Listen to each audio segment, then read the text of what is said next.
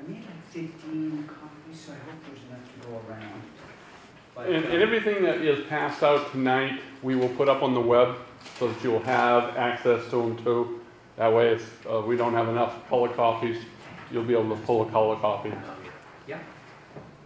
Jeff, what I'm passing around right now is basically an overview of the downtown National Register Historic District.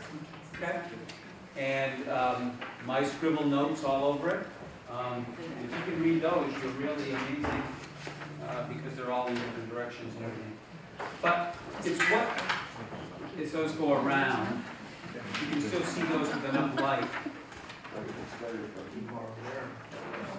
The downtown, you guys probably know more about, I'm sure you know more about this tonight. The downtown historic district basically is about 40 buildings, of which the National Register District is this orange boundary that runs around the outside, runs from down to the river and back up along the back of Russell Street, back down Madison Avenue and closes in this shape. But it encompasses roughly 42 buildings. Some are non-contributing within that district, but they're really, I think both Ellen and I as architects, when we come to Skowhegan and look at it with our eyes, it's a fantastic collection of very, very high quality architectural buildings. Yeah, you really don't want to drive behind us when we're driving. Right, don't get too close.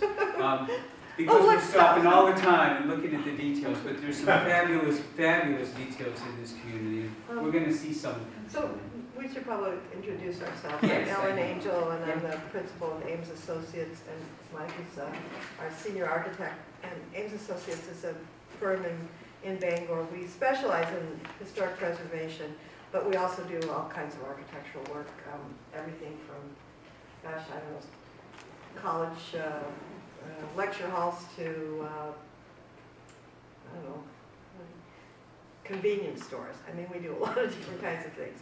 So we're very excited to be working on this project, and again, because we specialize in historic preservation, we've done downtown work like this, Main Street work. We've also done work with private property owners.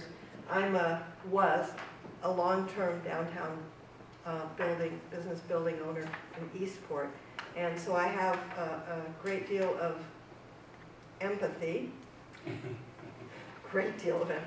for owners of historic buildings, because I know how expensive it is to maintain them, how hard it is to actually try and do the restoration work. Everything is more complicated and more expensive than you ever thought it could be.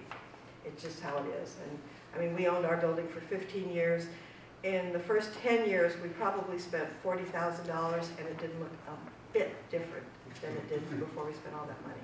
So, you know, it's just one of those things where it's really a treasure. It's a national treasure. I mean, downtown Skowhegan, this National Register, you know, historic district, is really a statement as to how valuable these buildings are nationally. Right? It's something that you don't find everywhere. We kind of take it for granted in Maine because there's so many towns that have been here since the 1800s, but it's not something you find that in that great in numbers throughout the rest of the United States. So in order for it to be listed on the National Register of Historic Places, it really has to be a historic place. So you've made a major achievement. Now, you know, what we want to help you do is to do some things that bring the quality of your buildings up to what their potential is.